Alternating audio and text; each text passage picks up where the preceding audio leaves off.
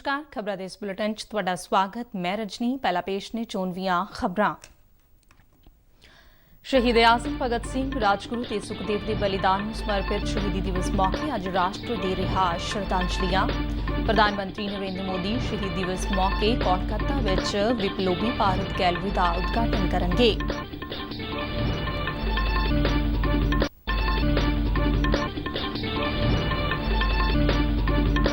केंद्रीय मंत्री नितिन गडकरी ने अगले 3 महीनों में कौमी मार्गों ते 60 किलोमीटर के घेरे विच लगे टोल प्लाजे बंद करने का ऐलान किया।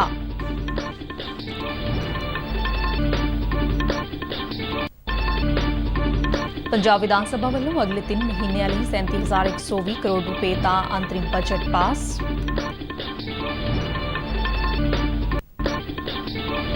केंद्रीय सेहत मंत्री मनसुख मांडविया मुताबिक देश भर में 1 लाख आरोग्य केंद्र स्थापित किए गए ने।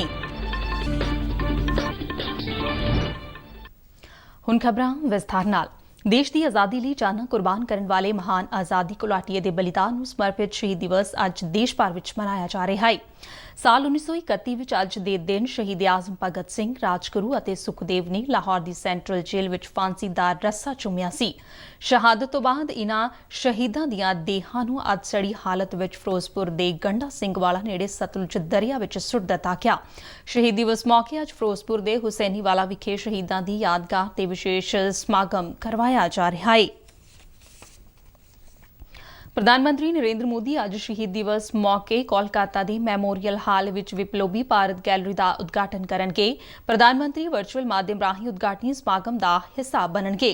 प्रधानमंत्री मोदी इस उद्घाटनी समागम नूं संबोधन भी करनगे। इस गैलरी विच आज़ादी की लड़ाई विच योगदान पाउण वाले क्रांतिकारियों और बरतानवी साम्राजवाद खिलाफ उन्हां दे विरोध नूं दर्शाया गया है। इस गैलरी नूं स्थापित करन दा मंतव साल 1947 देश की आज़ादी तक वापरियां महत्वपूर्ण घटनावां ते झात मारनी है अते नाल ही क्रांतिकारियों ते आज़ादी च पाए योगदान नूं उजागर करना है। सड़की आवाजाही और शाहराह मंत्री नितिन गडकरी ने कहा कि लागत पक्षों किफायती स्वदेशी बालन वाल तब्दीली समय की लोड़ है और इसनूं जल्द ही असलीयत विच बदलिया जाएगा। लोक सभा विच साल 2022-23 ਲਈ ग्रांट की मंग ते चर्चा दौरान सदन नूं संबोधन करदिआं गडकरी ने कहा कि टैक्नोलॉजी विच तेजी नाल सुधार और ग्रीन फ्यूल भविख विच इलैक्ट्रिकल वाहनां की लागत विच कमी लिआउणगे। उन्होंने कहा कि अगले 2 वरियां विच पैट्रोल नाल चलण वाले वाहनां ते निर्भरता घट होवेगी। गडकरी ने सदन मैंबरां नूं ट्रांसपोर्ट लिए हाइड्रोजन टैक्नोलॉजी अपनाउण दी अपील करदिआं कहा कि आपो अपने जिलिਆਂ विच सीवरेज वाटर तो ग्रीन हाइड्रोजन बनाउण दी पहल कीती जावे।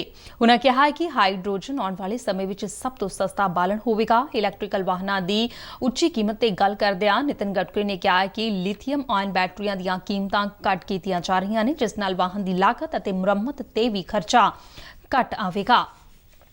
केंद्रीय मंत्री ने सदन विच ऐलान किया है कि कौमी मार्गां ते 60 किलोमीटर के घेरे विच आउण वाले सारे टोल प्लाजे अगले 3 महीनों में बंद कर दिए जाएंगे। उन्होंने कहा कि 60 किलोमीटर की दूरी विच टोल की उगाही लिए सिर्फ एक प्लाजा होगा। नवीं सड़कों के निर्माण बारे जानकारी दिंदिआं गडकरी ने कहा कि दिल्ली अमृतसर कटरा एक्सप्रैस वे बनाया जा रहा है जिसका दिल्ली अमृतसर सैक्शन इस वरे के अंत तक तैयार हो जाएगा और दिल्ली तो अमृतसर का सफर केवल 4 घंटिया विच कीता जा सकेगा।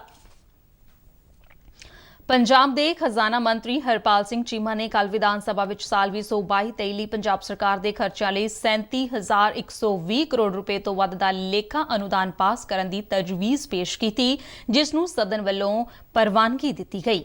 खजाना मंत्री वालों पेश की गई तजवीज़ विच अप्रैल मई और जून महीनों का खर्च शामिल है। खजाना मंत्री वालों पेश किए गए बजट विच खेती, सिक्ख्या, ट्रांसपोर्ट और सेहत समेत होरनां कई खेत्रां नूं विशेष तवज्जो दी गई है।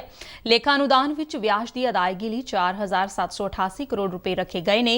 हरपाल सिंह चीमा ने तजवीज़ पेश करदिआं कहा कि उन्हां वालों 3 महीनों बाद मुकम्मल बजट पेश किया जाएगा जिस विच पार्टी वालों चोणां दौरान दित्तिआं गईआं सारियां गारंटियां और वादिआं नूं शामिल किया जाएगा।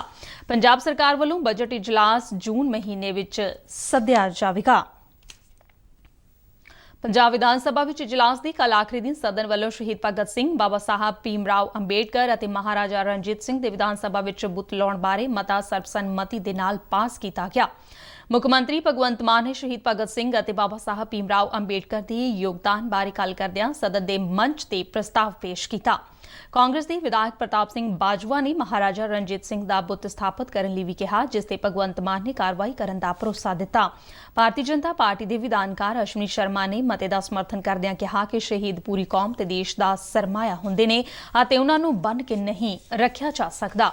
ਉਹਨਾਂ ਕਿਹਾ ਕਿ ਉਹਨਾਂ ਦੀ ਵਿਚਾਰਧਾਰਾ ਤੇ ਚੱਲਣਾ ਸਾਡੇ ਲਈ ਸਮੇਂ ਦੀ ਲੋੜ ਹੈ। ਸਪੀਕਰ ਵੱਲੋਂ ਅੰਤ ਵਿੱਚ ਮਤਾ ਦੁਬਾਰਾ ਪੜਿਆ ਗਿਆ ਅਤੇ ਮਤੇ ਵਿੱਚ ਮਹਾਰਾਜਾ ਰਣਜੀਤ ਸਿੰਘ ਦਾ ਬੁੱਤ ਸਥਾਪਿਤ ਕਰਨ ਦਾ ਬਿੰਦੂ ਵੀ ਜੋੜਿਆ ਗਿਆ। ਸਦਨ ਮੈਂਬਰਾਂ ਨੇ ਜ਼ੁਬਾਨੀ ਵੋਟਰ ਮਤੇ ਨੂੰ ਸਰਬਸੰਮਤੀ ਦੇ ਨਾਲ ਪਾਸ ਕਰ ਦਿੱਤਾ ਹੈ।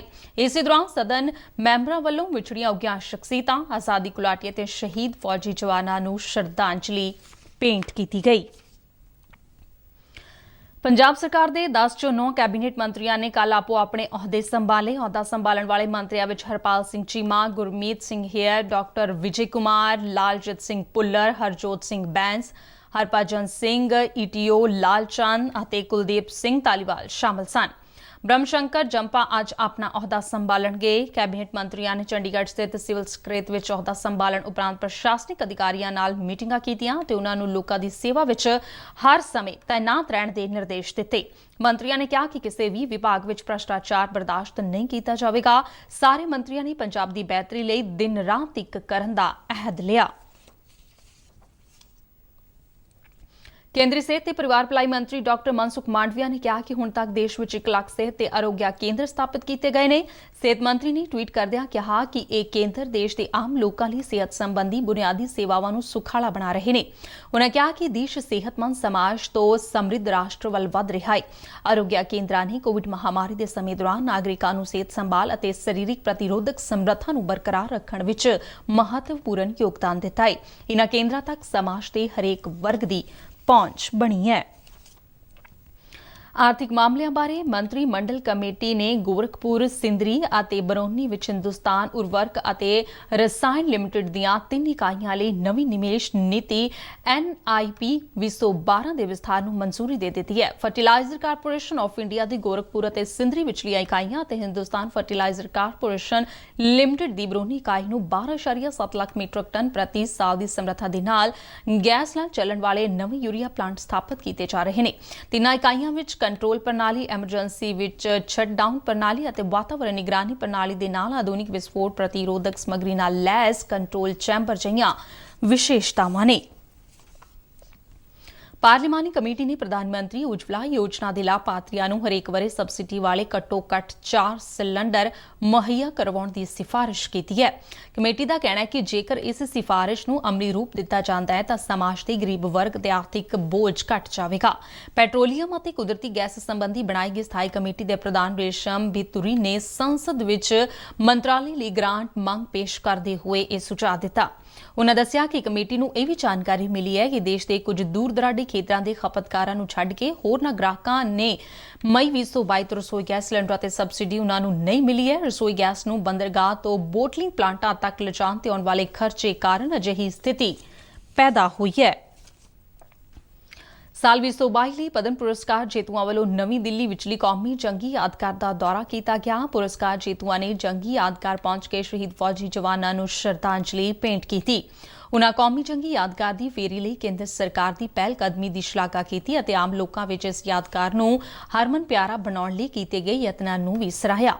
21 ਮਾਰਚ ਨੂੰ ਰਾਸ਼ਟਰਪਤੀ ਭਵਨ ਵਿਖੇ ਹੋਏ ਸਮਾਗਮ ਦੌਰਾਨ ਰਾਸ਼ਟਰਪਤੀ ਰਾਮਨਾਥ ਕੋਵਿੰਦ ਵੱਲੋਂ ਇਨ੍ਹਾਂ ਸ਼ਖਸੀਅਤਾਂ ਨੂੰ ਪਦਮ ਪੁਰਸਕਾਰਾਂ ਨਾਲ ਸਨਮਾਨਿਤ ਕੀਤਾ ਗਿਆ ਸੀ। ਇਸ ਤੋਂ ਬਾਅਦ ਸਰਕਾਰ ਵੱਲੋਂ ਇਨ੍ਹਾਂ ਦੀ ਕੌਮੀ ਜੰਗੀ ਯਾਦਗਾਰ ਦੀ ਫੇਰੀ ਦਾ ਪ੍ਰਬੰਧ ਕੀਤਾ ਗਿਆ। ਕੇਂਦਰ ਸਰਕਾਰ ਮੁਤਾਬਿਕ 29 ਸੂਬਿਆਂ ਤੇ ਕੇਂਦਰ ਸ਼ਾਸਿਤ ਪ੍ਰਦੇਸ਼ਾਂ ਦੇ 375 ਜ਼ਿਲ੍ਹਿਆਂ ਵਿੱਚ 478 ਖੇਲੋ ਇੰਡੀਆ ਕੇਂਦਰ ਮਨਜ਼ੂਰ ਕੀਤੇ ਗਏ ਨੇ। ਲੋਕ ਸਭਾ ਵਿੱਚ ਇੱਕ ਸਵਾਲ ਦੇ ਲਿਖਤੀ ਜਵਾਬ ਵਿੱਚ ਯੁਵਾ ਮਾਮਲਿਆਂ ਤੇ ਖੇਡ ਮੰਤਰੀ ਅਨੁਰਾਗ ਸਿੰਘ ਠਾਕੁਰ ਨੇ ਕਿਹਾ ਕਿ ਇਨ੍ਹਾਂ ਕੇਂਦਰਾਂ ਲਈ ਕੋਚਾਂ ਦੀ ਤੈਨਾਤੀ ਦੇ ਨਾਲ-ਨਾਲ ਖਿਡਾਰੀਆਂ ਦੀ ਚੋਣ ਦਾ ਕੰਮ ਸੰਬੰਧਿਤ ਸੂਬਾ ਸਰਕਾਰਾਂ ਵੱਲੋਂ ਹੀ ਕੀਤਾ ਜਾਵੇਗਾ। ਉਨ੍ਹਾਂ ਸਦਨ ਨੂੰ ਦੱਸਿਆ ਕਿ ਹਰੇਕ ਕੇਂਦਰ ਨੂੰ ਮੌਜੂਦਾ ਸਹੂਲਤ ਨੂੰ ਅਪਗ੍ਰੇਡ ਕਰਨ ਦੇ ਲਈ ਸ਼ੁਰੂਆਤੀ 5 ਲੱਖ ਰੁਪਏ ਦੀ ਗ੍ਰਾਂਟ ਦਿੱਤੀ ਜਾਵੇਗੀ ਅਤੇ ਅਗਲੇ 4 ਸਾਲਾਂ ਲਈ ਹਰੇਕ ਵਰੇ 5 ਲੱਖ ਰੁਪਏ ਗ੍ਰਾਂਟ ਵਜੋਂ ਦਿੱਤੇ ਜਾਣਗੇ। ਉਨ੍ਹਾਂ ਦੱਸਿਆ ਕਿ ਖੇਲੋ ਇੰਡੀਆ ਸਕੀਮ ਮੰਗ ਤੇ ਆਧਾਰਿਤ ਇੱਕ ਯੋਜਨਾ ਹੈ ਜਿਸ ਲਈ ਸੂਬਾ ਸਰਕਾਰਾਂ ਤੋਂ ਪ੍ਰਸਤਾਵ ਲਏ ਜਾਂਦੇ ਨੇ। ਖਬਰਾਂ ਦੇ ਬੁਲੇਟਿਨ ਸਾਡੇ ਦਰਸ਼ਕ RNUDDK ਜਲੰਧਰ ਦੇ YouTube ਚੈਨਲ, Facebook ਪੇਜ ਅਤੇ Twitter ਹੈਂਡਲ ਤੇ ਵੀ ਦੇਖ ਸਕਦੇ ਨੇ। ਇਸ ਦੇ ਨਾਲ ਹੀ ਖਬਰਾਂ ਦਾ ਇਹ ਬੁਲੇਟਿਨ ਖਤਮ ਹੋਇਆ। ਮੈਂ ਸਟੂਡੀਓ ਤੋਂ ਮਾਸਕ ਲਗਾ ਕੇ ਬਾਹਰ ਜਾ ਰਹੀ ਹਾਂ ਤੇ ਤੁਸੀਂ ਵੀ ਘਰੋਂ ਬਾਹਰ ਨਿਕਲਣ ਲੱਗੇ ਮਾਸਕ ਜ਼ਰੂਰ ਪਹਿਨੋ। ਦਿਓ ਆਗਿਆ। ਨਮਸਕਾਰ।